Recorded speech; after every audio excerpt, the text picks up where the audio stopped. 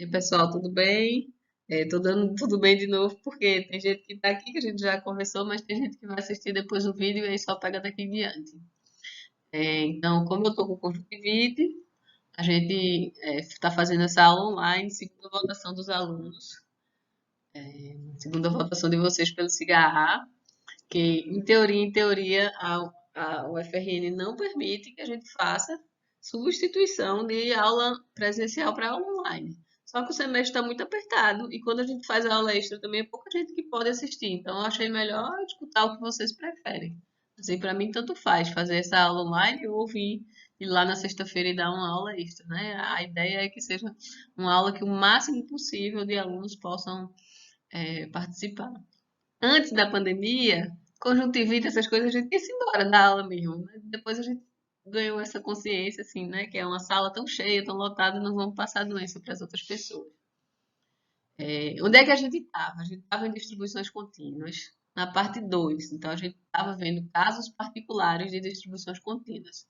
A gente terminou de ver dois casos. Distribuição uniforme, lembra que é o equiprovável no contínuo. Então, todos os intervalos de mesmo comprimento vão ter a mesma probabilidade. Uniforme, então aquela que é retinha. Depois a gente viu a distribuição mais importante que eu falei para vocês, que é a distribuição normal, que é o formato de sino. Então, o que o formato de sino diz para a gente é: valores próximos da média têm uma probabilidade maior de acontecer, então vão sair com mais chance. À medida que a gente vai se afastando da média, a chance vai diminuindo, e vai diminuindo muito rapidamente.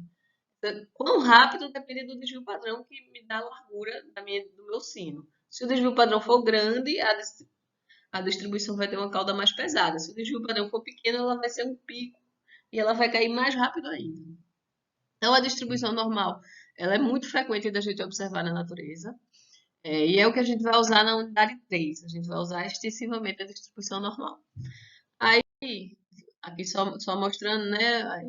Eu deixei uns slides do início para a gente lembrar. A gente está vendo esses casos particulares. Deixa eu pegar uma coisinha assim. Então, a gente viu essas três distribuições, as principais características e quando aplicá-las. Na verdade, a gente só viu duas. A gente viu uniforme normal. Na aula de hoje, a gente vai ver exponencial. Só que, como a gente viu normal um pouquinho rápido, eu deixei um exercício para a gente fazer ainda da distribuição normal, já que também ela é tão importante. Certo? A distribuição exponencial a gente vai falar já já sobre ela, mas é um modelo muito usado para duração, para o tempo de vida útil, tempo até que um evento aconteça. Vocês estão conseguindo acompanhar bem? Está conseguindo ver tudo direitinho? Botem aí alguma coisa, pelo menos por escrito no chat. Sim, certo. Acabou, né? O tamanho da letra. Beleza. Obrigada pela resposta. Então, ó, a gente, nesse exercício, foi um exercício que eu botei no meu primeiro semestre, na prova que eu dei no primeiro semestre. Depois eu trouxe aqui para a aula. É um exercício, como quase todos os exercícios que a gente faz nesse curso que vem do Devore, é de distribuição normal. Então, vai lá, ó, sem o sistema automático de irrigação, a altura das plantas, 2 semanas depois de germinar, é distribuída normalmente. Então, a gente já sabe que a distribuição é normal. E a distribuição normal, a normal tem dois parâmetros, média e desvio padrão. Então, ele vai ter que dizer para a gente quais são. Ó, com uma média de 2,5 centímetros e um desvio padrão de 0,5 centímetro. Aí na letra A, qual a probabilidade da altura da planta está entre 2 e 3 centímetros?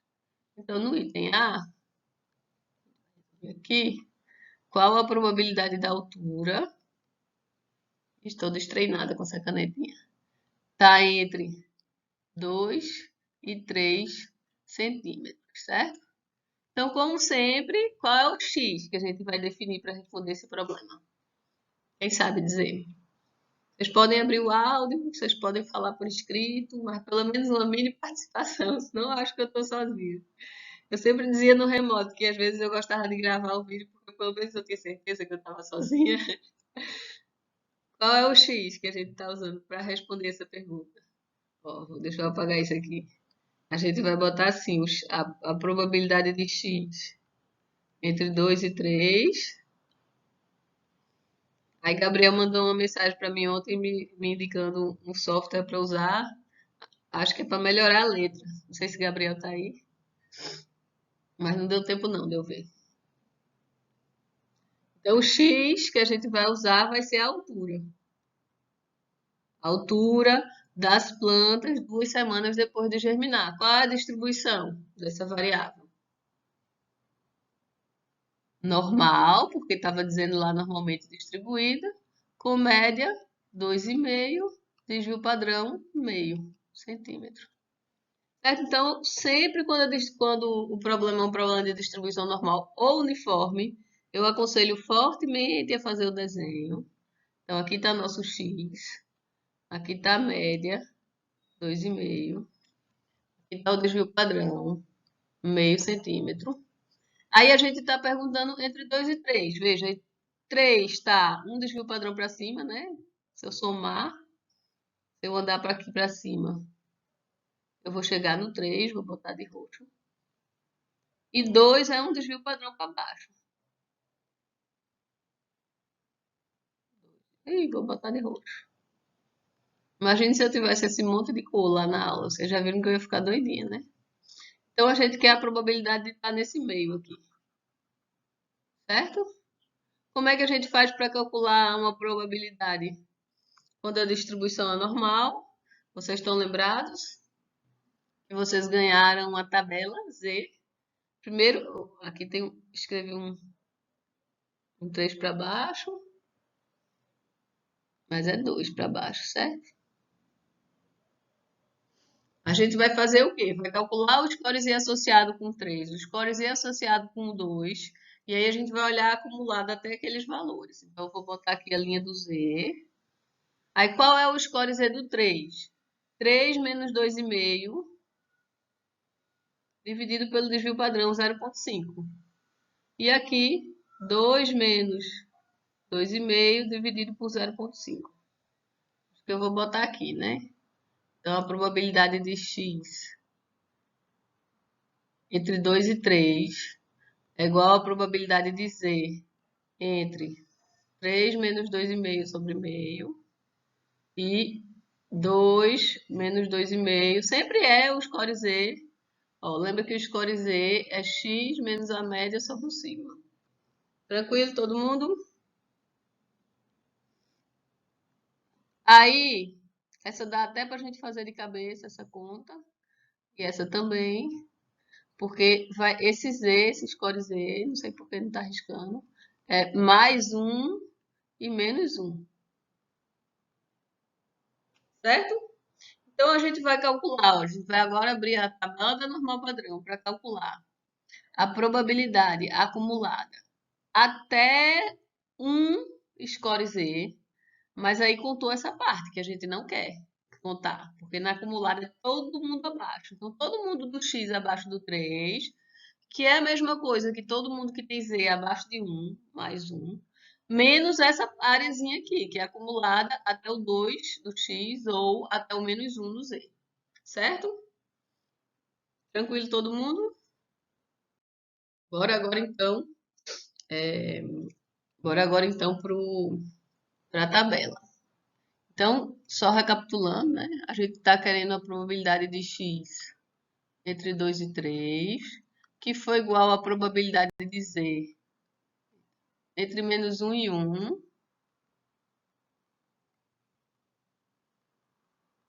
que vai ser a acumulada até o 1, ó, o olho coçando, a acumulada da z até o 1, menos a acumulada da z até o menos 1. E essas duas que a gente vai tirar da tabela. Como é que a gente faz para olhar na tabela? Para quem perdeu a aula, a última aula.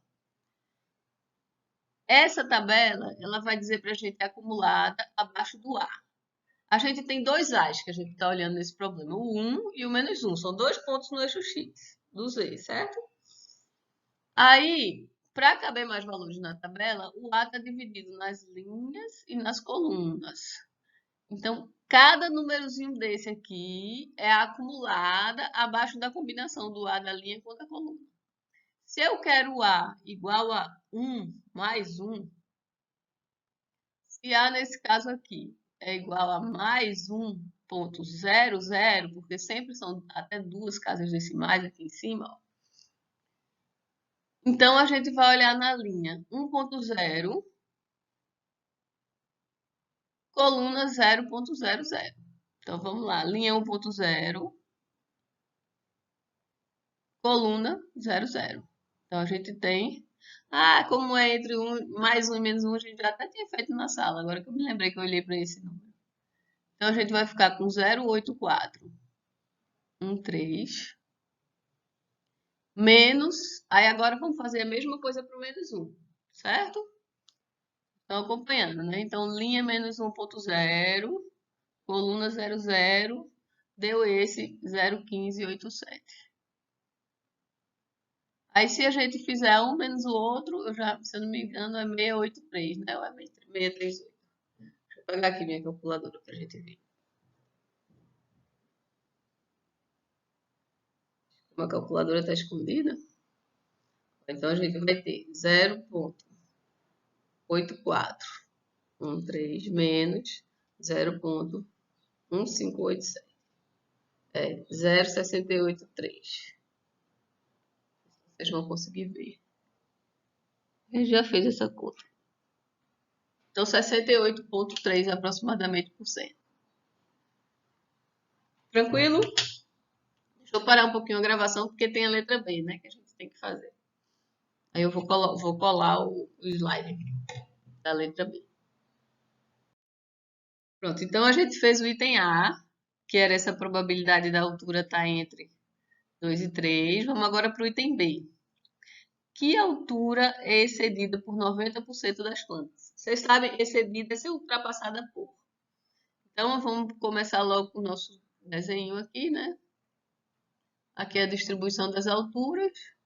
A média é 2,5. O desvio padrão é 0,5. Certo? Segundo a nossa distribuição.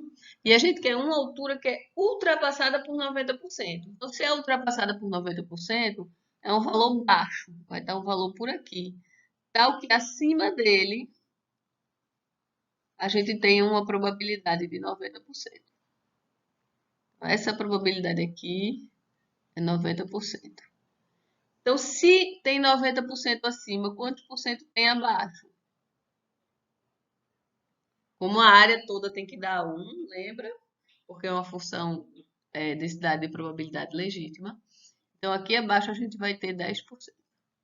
Então, se abaixo dele tem 10%, isso define para a gente que a gente quer o percentil 0,10. Lembrem que o percentil é sempre quanto tem o acumulado abaixo dele. Como é que a gente vai fazer para achar esse percentil? Como a gente só tem a tabela da distribuição normal padrão, a gente vai começar por ela. Quando a gente quer uma probabilidade, que foi o que a gente fez no item A, a gente calcula o score Z e acha a probabilidade acumulada. Quando a gente quer o percentil, a gente calcula o percentil da Z e volta para calcular o da normal. Lembra que o percentil é o oposto, é o inverso da acumulada. Então, a gente vai começar procurando esse cara daqui.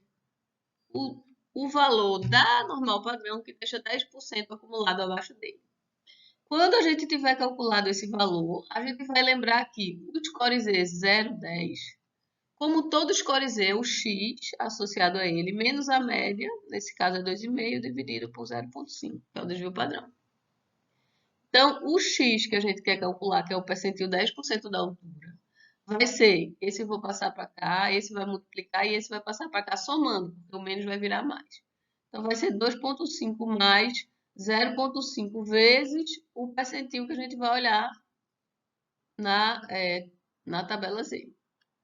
Agora, vou passar para a tabela.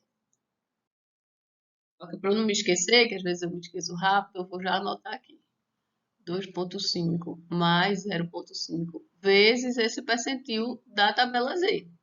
Agora, como é o percentil que deixa 10% acumulado abaixo, e as probabilidades acumuladas são dadas aqui nas células ou no miolo da tabela, a gente vai procurar 10% aqui nas células. Vai procurar desse lado, porque daqui para cá vai até 50%, né? 50% aqui, olha, no zero, já que a normal padrão tem média, que é igual à mediana, que é zero. Então, os valores abaixo de 50% vão estar aqui.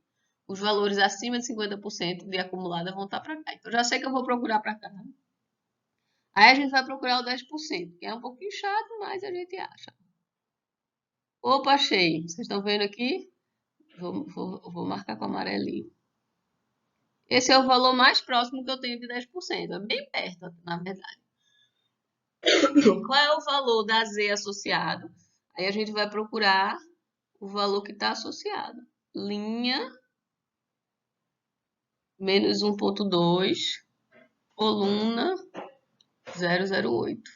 Isso dá o percentil da Z para a gente. Isso dá isso para a gente. Menos 1,28. Aí a gente multiplica e acha o percentil da altura. Deixa eu botar na calculadora de novo. Então vai ser 2,5 menos 1,28, já que foi negativo, já que é 10%, vai estar abaixo do zero, vezes 0,5. Quando a gente faz essa conta, ó, 1,86. É o percentil que a gente queria, 1,86 centímetros, da altura das árvores. Então, 90% das árvores não está acima de 1,86. Certo? Tranquilo todo mundo? E aí, deixa eu botar na mesa. E aí a gente fez esse exercício que eu queria fazer para vocês para a gente relembrar um pouquinho da distribuição normal, só que depois na aula de exercícios a gente vai fazer outros. Aí vamos para a última distribuição que está faltando a gente conhecer, que é a distribuição exponencial. Como eu falei para vocês, ela é uma distribuição que a gente usa para modelar um intervalo de tempo até que aconteça alguma coisa, a duração. Pode ser vida útil, então eu coloquei uma máquina lá, eu quero ver até que esse equipamento fale. Isso diz a vida útil para a gente do equipamento.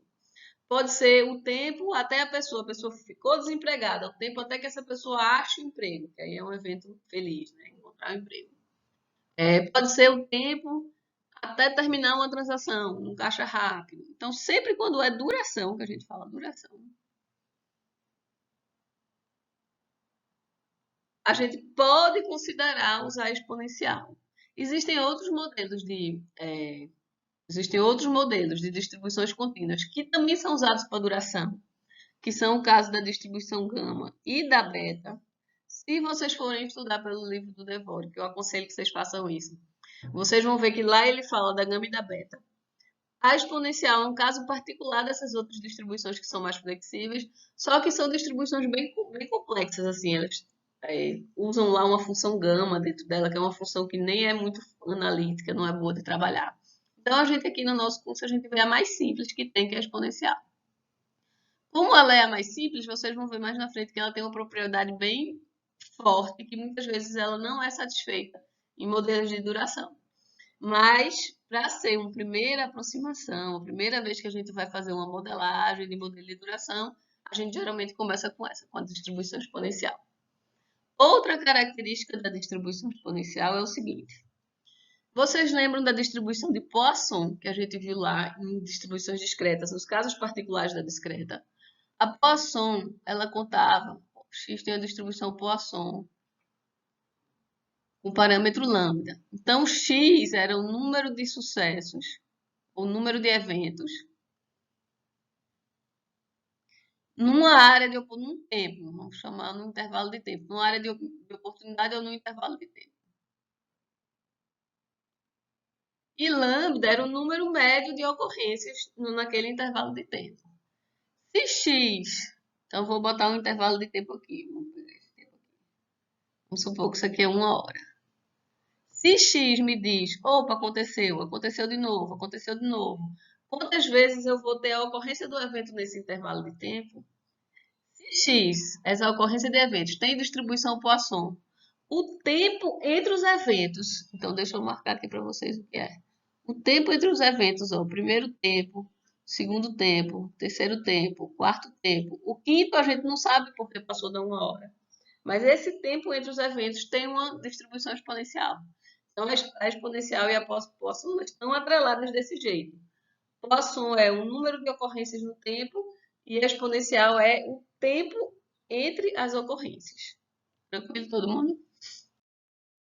Aí, como é a distribuição exponencial?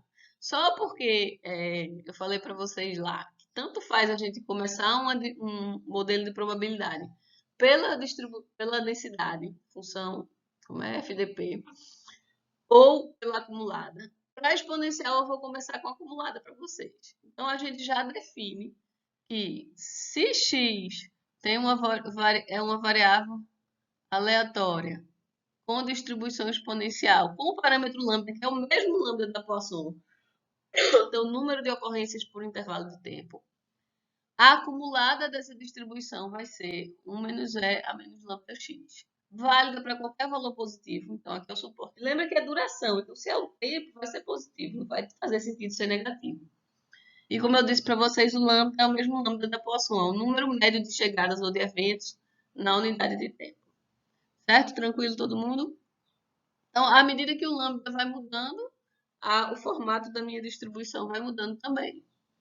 Vamos pensar o seguinte: lambda não é um número de ocorrências médio? Então, vou fazer dois modelos aqui para vocês. Um com lambda alto e um com lambda baixo. Então, se o lambda é alto, aconteceu um monte aqui nesse intervalo de tempo. Vou botar um monte e um bocado apertadinho. Se o lambda é baixo, são poucas ocorrências. Certo? O que acontece com o tempo?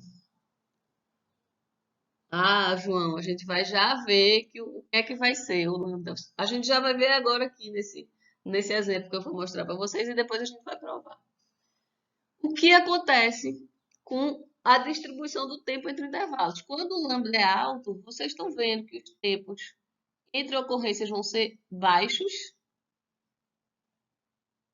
certo? Aí me diga, João, se lambda é alto, o tempo entre ocorrências é baixo, então o tempo médio, ou o tempo esperado, ou o tempo médio, que vai ser o valor esperado de x, vai ser baixo. Então, é inversamente proporcional. Quanto mais alto o lambda, menor vai ser a média de tempo entre as ocorrências. Quando o lambda é baixo, esse tempo daqui, deu para entender, não foi, João? Esse tempo vai ser alto. Então, lambda e o tempo médio, o valor esperado do x, vão ser inversamente proporcionais. Mas a gente pode provar. Deixa eu pausar para botar um em branco para a gente provar isso, que eu acho que eu não tenho um em branco aqui nesse meio. Então, o João já estava antecipando o que a gente ia fazer. Vamos calcular qual é o valor esperado de x. Qual é o valor esperado de x? Da parte 1, a gente viu que o valor esperado ou média vai ser a integral de todos os valores possíveis, no caso x maior ou igual a zero, até infinito, de x vezes a densidade de x dx. Só que a gente não sabe a densidade ainda, a gente tem acumulada. Então, primeiro vamos obter essa densidade aqui. Vocês lembram qual é a relação? Se a gente sabe a acumulada, como é que a gente obtém a densidade? É a derivada, né? Então, ó, vou fazer assim com essa cor. Fzinho de x vai ser a derivada de f de x. Não vou fazer parcial, não. Vou fazer a derivada mesmo. Dx. Então, vamos derivar essa função daqui em relação a x. O 1 some, aí esse menos. A derivada da exponencial é a própria exponencial, vezes a derivada do de cima, a regra da cadeia. Então, a derivada de menos lambda x é menos lambda. Certo? Como é que fica? Lambda é a menos lambda x, para x maior ou igual a zero. Então, a gente vai jogar aqui dentro essa densidade. Então, vamos integral de zero a infinito de x vezes lambda é a menos lambda x dx. Eita, quem sabe fazer essa integral? Vai ser por partes, certo? Como assim por partes? A gente vai chamar essa daqui, que é o u, e essa daqui é o dv, é o que já é derivada. Porque quando a gente jogar na integral que for du vezes v, o u, a derivada de x vai ser 1. Aí vai sumir, a gente vai ficar só com o v. Certo? Qual seria o v que daria essa derivada? Primeiro que eu vou precisar de um menos 1 aqui, né? Deixa eu botar o menos 1 aqui e o menos 1 aqui fora. Por quê? Porque a derivada de E menos lambda, que é o que eu vou propor como V, vai ser menos lambda é a menos lambda x. Então foi por isso que eu fiz aparecer o menos lambda aqui dentro. Aí como é integral por partes, vocês estão lembrados? O dv vai ser u vezes v, de 0 a infinito, menos integral de du, opa, de v du. Certo? Estão lembrados disso? Não sei por que eu fui fazer isso, né? Uma conta danada, mas bora. Como é que ficou? Primeiro vou esse menos um lá fora, né? Então vou botar o menos um aqui em evidência. Aí U é o x, V é a menos lambda x, e vai de 0 a infinito, menos a integral de du é a derivada de x, que vai ser 1, vezes o V.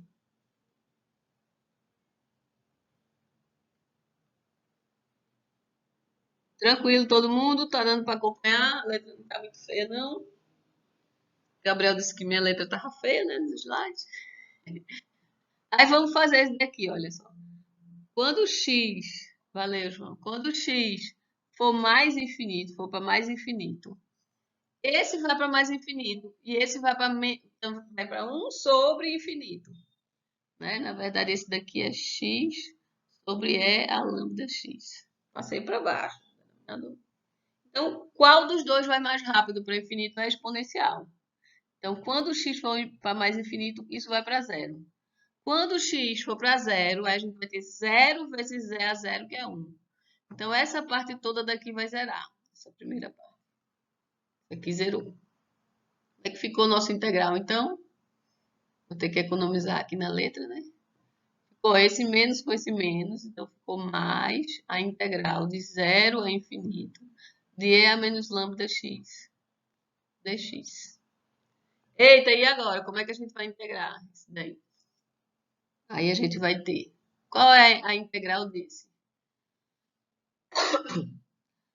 É a menos lambda x sobre menos lambda. Vocês concordam comigo? Vamos derivar esse para ver. Aí a derivada de E menos lambda é menos lambda. É a menos lambda x, corta com menos lambda e a gente chegou no que tinha lá. De 0 a infinito. Quando x for infinito, isso aqui zera. Então, vai ser 0 menos. Quando x for 0, esse aqui fica 1 e eu fico com menos 1 sobre lambda.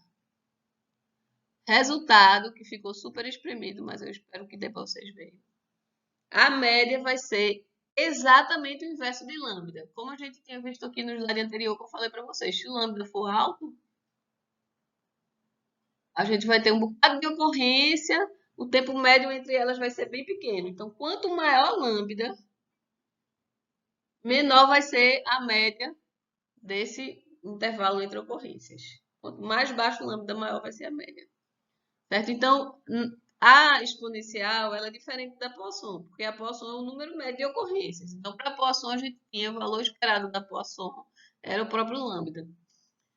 Para a exponencial, a gente tem o tempo médio de duração entre ocorrências, é o inverso do lambda. Beleza, todo mundo? Se a gente quiser, a gente pode fazer também a variância. Como é que a gente faz a variância? Vou botar aqui, mas a gente não vai fazer. O valor esperado de x ao quadrado menos a média ao quadrado. A média a gente viu que é 1 sobre lambda. Aí a gente teria que fazer esse. Quando a gente for fazer esse, vai aparecer um x ao quadrado aqui dentro. Então a gente tem que aplicar por partes 2 vezes. Então, como já foi muita conta, a gente não vai fazer isso. Eu vou dar já o resultado para vocês, mas daria para fazer. Não é tão difícil. Se a gente jogar no Wolfram, o Wolfram não faz para a gente, né? Tranquilo, todo mundo? Então, ó, o primeiro resultado que a gente já tinha visto é que a função densidade é lambda, é a menos lambda x. Segundo resultado que a gente provou agora, a média é inversamente proporcional a lambda, é 1 sobre lambda. E o que eu deixei para vocês fazerem, se vocês quiserem, mas é muita conta, são duas integrais por partes, é que o desvio padrão também vai ser igual a 1 sobre lambda. Então, o desvio da variação, vamos pegar de novo nossos dois exemplos do lambda alto e lambda baixo. Um bocado de ocorrência aqui. Então, vocês conseguem ver que vai variar menos o tempo.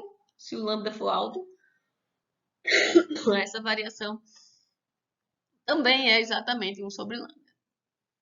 Certo? Tranquilo? Então, esses são os resultados que a gente vai ter agora na nossa caixa de ferramentas. A gente não precisa provar toda vez que a gente for usar. Lembra na Poisson que a média era igual à variância? Aqui não é a média, não é a variância. A média da exponencial é igual ao desvio padrão. Tem uma diferençazinha. Uma diferença do desvio padrão. Aqui é só para a gente ver alguns exemplos em como fica a função densidade de probabilidade à medida que a gente vai variando o lambda. Então, nesse exemplo aqui, o lambda mais alto que a gente teve foi 2. Então, com o lambda 2, a gente vai ter, lembra, mais ocorrências, mais alto. Então, a gente vai ter tempos menores. É isso que essa distribuição está fazendo. Está jogando um peso maior para valores baixos de x. Ao contrário, vou pegar o mais baixo que tem aqui. Se o lambda fosse meio, então a gente vai ter os valores menores com uma probabilidade menor do que esse e a distribuição indo mais para frente. Lembra que na densidade vale x até infinito, mas se a gente olhar no gráfico rapidamente, vai acabar convergindo para zero. Nunca vai ser zero, zero mesmo, né? Mas vai tangenciar muito rapidamente. Só para vocês verem como é o gráfico da função densidade. E aí vem o que eu falei para vocês, que faz com que a gente nem sempre use a exponencial. Porque uma propriedade que sai dessa densidade que a gente assumiu é o que a gente chama de falha de memória. O que é a falha de memória? O que a falha de memória diz é que se... Vamos falar aqui desse x como sendo a vida útil de um equipamento. Então, x é a vida útil. Só para dar um exemplo para vocês. Vai ficar mais fácil de entender a falha de memória. Então, imagina que eu coloquei uma lâmpada lá no teto, certo? Qual é a probabilidade? Aí eu me pergunto assim, qual é a probabilidade dessa lâmpada, a vida útil da lâmpada, durar 10.000 horas, por exemplo? Qual é a probabilidade dela durar mais de 10.000 horas? Essa é a pergunta que eu estou fazendo do lado de cá. Acabei de colocar a lâmpada. Qual é a probabilidade dela durar mais de 10.000 horas? A falha de memória, o que ela me diz é o seguinte. Se, aí eu vou pegar um exemplo de T0, mas isso tem que valer para todo T0. Se essa lâmpada, ela já está durando por exemplo, 5.000 horas, então eu não acabei de botar ela. Ela está lá, mas ela não queimou ainda. Faz 5.000 horas que eu botei, ela não queimou ainda. A probabilidade dela durar mais 10.000 horas, então 5 mais 10, 15. 5.000 mais 10.000. Vai ser igual do que uma lâmpada novinha. Então é assim, se ela já durou aquilo, não vai, é como se a vida útil não fosse deteriorando. Se ela já durou aquilo, então a chance dela durar por mais 10.000 horas é igual a uma lâmpada novinha que eu coloquei. Então eu pego esse exemplo da lâmpada porque é um exemplo que não vale muito a pena na nossa intuição. A nossa intuição é que não vale a pena não, é que ela não satisfaz, né? Porque quando a gente está falando com a maioria dos equipamentos, a, à medida que vai passando o tempo, o equipamento vai se desgastando, a chance de durar mais um período de tempo para frente ela vai caindo. Então, a falha de memória é uma propriedade que, se a gente assumir exponencial, a gente está assumindo isso, mas ela é difícil da gente verificar nos contextos de vida real. É por isso que quando a gente vai usar mesmo o modelo de duração da vida real, a gente usa aqueles outros dois que eu falei para vocês, gama e a beta. Que para todos esses dois a exponencial vai ser um caso particular. Então, a gente tem como ver. Vamos assumir então logo que é gama e depois a gente vê se, como a exponencial é um caso particular, se poderia ser a exponencial dentro do modelo gama. Tranquilo todo mundo? Sei que essa parte é a parte mais difícil da gente entender. Quer dizer que o quanto já passou do evento, o quanto tempo já foi, não vai mudar a probabilidade das coisas acontecerem no futuro. Então, o futuro, eu gosto de botar, o futuro não depende do passado. Desde que o equipamento não tenha falhado até aquele momento, aí a chance de falhar em qualquer instante para frente é igual. Tranquilo? Aqui é só provando essa propriedade, mas não vou entrar na prova, porque ela sai do fato da gente ter uma exponencial. Então, a exponencial a gente acaba fatorando. E aí vamos fazer um exemplo. Consumidores chegam ao balcão de serviços a uma taxa média. Então, consumidores chegam ao balcão de serviços a uma taxa média de 15 por hora. Vocês estão vendo que é a taxa média de chegadas. Então, esse vai ser o lambda, que é o número médio de ocorrências por intervalo de tempo. Então, aqui a gente já está dando para a gente o lambda. 15 chegadas por hora. Qual a probabilidade do tempo entre a chegada de 2 consumidores consecutivos ser de menos de 3 minutos? Então, deixa eu anotar aqui. Qual a probabilidade do tempo entre consumidores ser menor do que 3 minutos? Certo? Essa é a pergunta para a gente. Assuma que o tempo entre a chegada de consumidores tem distribuição exponencial. Como eu falei para vocês que tem que satisfazer a falha de memória, e é difícil da gente saber na vida real se vai satisfazer ou não, nos exercícios vai sempre dizer, assuma que é distribuição exponencial, senão a gente teria que pensar, vou poder aplicar, não vou poder aplicar, é muito restritivo nesse caso ou não. Então aqui a gente não vai nem pensar na falha de memória, já está dizendo que é exponencial, a gente vai usar exponencial. Qual é o x que a gente vai definir? X é o tempo entre a chegada dos consumidores, está dizendo que é exponencial, com taxa média de 15 por hora. O único cuidado que a gente tem que ter é, a pergunta estava em minutos e a média por hora. Então, ou eu converto minha média para um número médio por minuto, ou eu converto um minuto para o tempo em horas. O que é que vocês preferem? Digam aí no chat para mim. Vocês preferem ver quantas horas 3 minutos valem a quantas horas? Ou a gente converter a média de 15 por hora para uma média por minuto? O que é que vocês preferem? Horas? Pronto, a Isa respondeu, vale quem respondeu primeiro, vamos converter em horas. Então, 3 minutos é quantas horas? 3 sobre 60, certo? Concorda comigo? Então, é 1 sobre 20 horas. Isso? É. Aí, pronto. Agora a gente quer a probabilidade de ser menos de 3 minutos. Na verdade, é menos de 1 sobre 20 horas. Então, a probabilidade de x ser menor do que 1 sobre 20 horas. Vou usar já a distribuição acumulada. Por quê? Porque o menor igual, tanto faz, já que a gente está trabalhando com uma variável aleatória contínua. Vocês lembram que a gente falou? A probabilidade é exatamente um ponto, é muito baixa. Então, a gente vai poder fazer isso aqui, ó. O menor ou menor igual é a mesma coisa. Então, eu vou olhar a acumulada de 1 sobre 20. Como era acumulada da exponencial, é 1 menos E a menos lambda x. Então, vai ser 1 menos o meu lambda é 15, menos 15 vezes 1 sobre 20.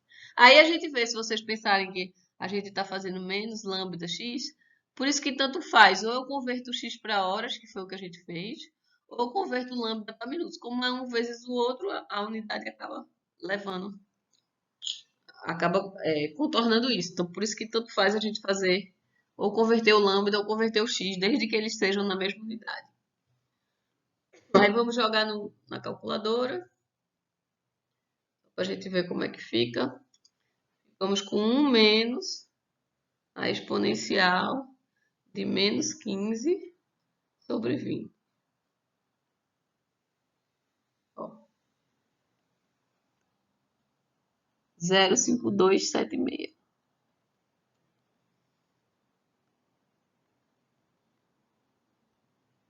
52,76% dos consumidores chegarem entre menos de 3 minutos.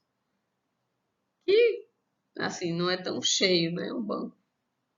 Tranquilo todo mundo? Vocês entenderam como é que a gente faz quando a distribuição exponencial? Número 1, a gente não vai ter que ficar se preocupando. Será que vai satisfazer ou não a falha de memória? Porque o exercício já diz que é exponencial, a gente assume que é exponencial.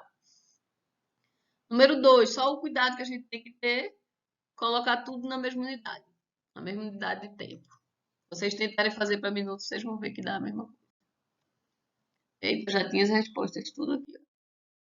Aí só finalmente para mostrar para vocês as distribuições que eu usei mais no R, não foi? Mas a gente também tem no Excel, também tem no Google Sheets. No Excel a gente sempre vai procurar dist.norm para normal.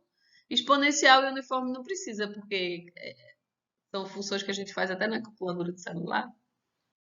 A mesma coisa para o R, que eu já tinha mostrado para vocês. E aí a gente terminou a nossa parte da teoria, que vai cair na prova. Até essa parte de exponencial, que é bem tranquila essa distribuição. Vimos três distribuições, normal, uniforme e exponencial. São as três mais usadas para contínuas. A gente viu como calcular probabilidades para essas três distribuições. Na normal, a gente tem que usar a tabela Z. Na uniforme, eu sempre aconselho vocês a fazer no gráfico, porque aí as probabilidades vão ser áreas de retângulos. Um gráfico. E na exponencial, a gente viu que a gente geralmente vai usar a acumulada para calcular as probabilidades.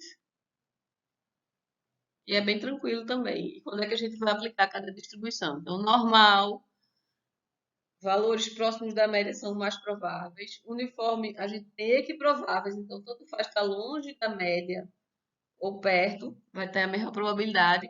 E a exponencial, ela vai caindo, né, a probabilidade, à medida que o tempo vai passando. Tranquilo? Aí vou parar essa gravação, a gente vai fazer agora a aula de exercícios. Se vocês não tiverem mais nenhuma dúvida, ou tem alguma dúvida? Não? Posso parar?